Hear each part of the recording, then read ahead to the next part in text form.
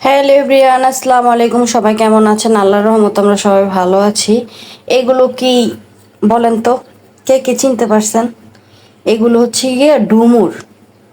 এই ডুমুর আপনার যাদের ডায়াবেটিস আছে, তারপরে আপনার শরীরে রক্ত শূন্যতার প্রবলেম আছে, অনেক অনেক রোগের ওষুধ এই ডুমুর।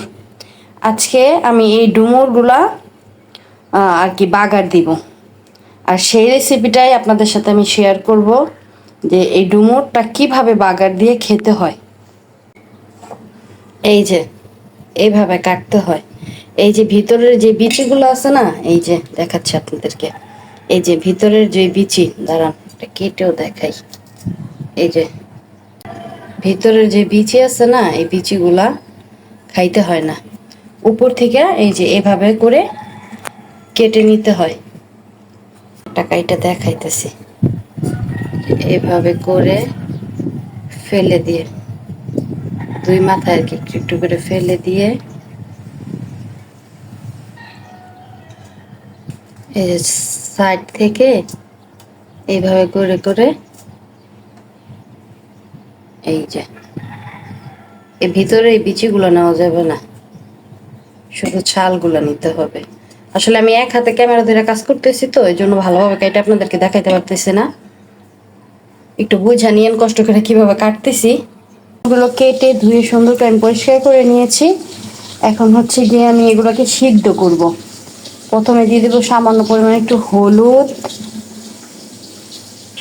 হলুদটা যদি একটু বেশি পড়ে গেছে আমি আবার উঠায় ফালাই দিলাম।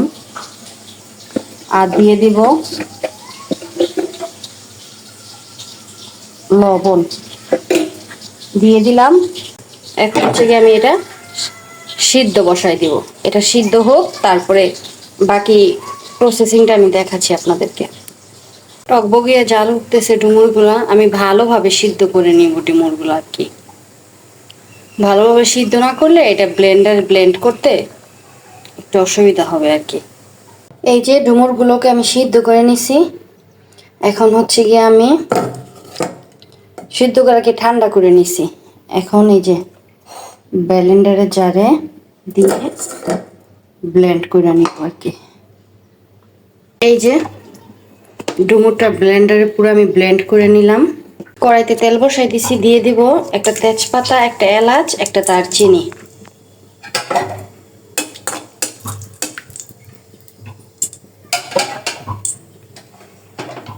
পেঁয়াজ। পেঁয়াজটা দিয়ে দিলাম। পেঁয়াজটা এখন ভালোভাবে ভাজা ভাজা করব।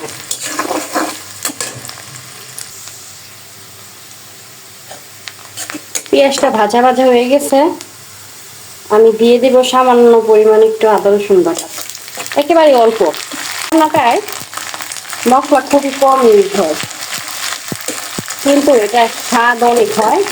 আর তার চেয়ে বড় কথা হচ্ছে এটা শরীরের জন্য অনেক বেশি উপকারী একটা জিনিস। যারা ডুমুর খাইছেন তারা বলতে পারবেন। দিয়ে দিলাম আদা রসুন বাটা, জিরা, ধনিয়া, আর দিব একটু সামান্য পরিমাণ মরিচের গুঁড়া, সাথে দিয়ে দিলাম একটু পানি। এখন আমি মশলাটাকে ভালোভাবে কষাবো। লবণ আর হলুদ দেই নেই, কারণ আমি ডুমুরটা সিদ্ধ করার সময় লবণ আর হলুদটা দিছিলাম, এই জন্য এখন আর লবণ আর হলুদটা দিলাম না। মশলাটা কষানো হয়ে গেছে, তেল পুরো উপরে ভেসে উঠে গেছে। এখন আমি ডুমুরটা দিয়ে দিব।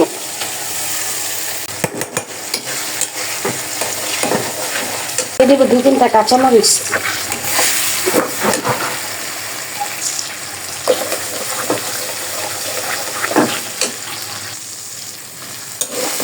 এখন ডুমুরটাকে একবার ভাজা ভাজা করতে হবে।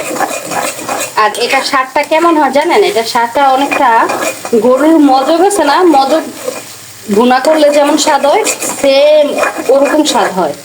আপনারা যারা না খাইছেন তারা একবার করে খাইয়ে দেখেন। এটা কিন্তু ওষুধি একটা খাবার, কিন্তু টেস্ট অনেক। হয়ে গেছে ডুমুর বাগার। এই যে তেল পুরা ছেড়ে দিচ্ছে, আমি একবার ভাজা ভাজা করে নিছি। এখন গরম গরম ভাতের সাথে খাবো। এখন চুলাটা বন্ধ করে দিব।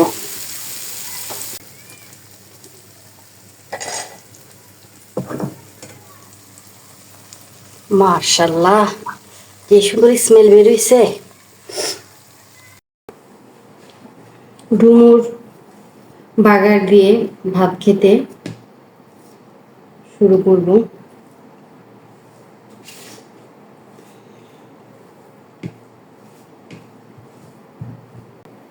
বিসমিল্লাহ। অনেক মজা, অনেক টেস্ট হয়েছে, দারুণ দারুণ। এটার সাথে যদি চিংড়ি মাছ দেওয়া যেত তাহলে আরো মজা লাগতো। আমি চিংড়ি মাছটা দিই নেই, কারণ আমার হাজব্যান্ড একটু অসুস্থ। চিংড়ি মাছটা দিলে তার প্রবলেম হবে, এই জন্য আমি চিংড়ি মাছটা বাদ দিছি, শুধুই আর কি বাগার দিলাম। হুম, অনেক মজা। একবার বাগার দেখায় দেখেন ডুমুর, শরীরের জন্য উপকারী প্লাস স্বাদের ক্ষেত্রে অতুলনীয়। হুম, গরুর মোচক ভুনা করলে যে স্বাদটা না, সেম ওরকম।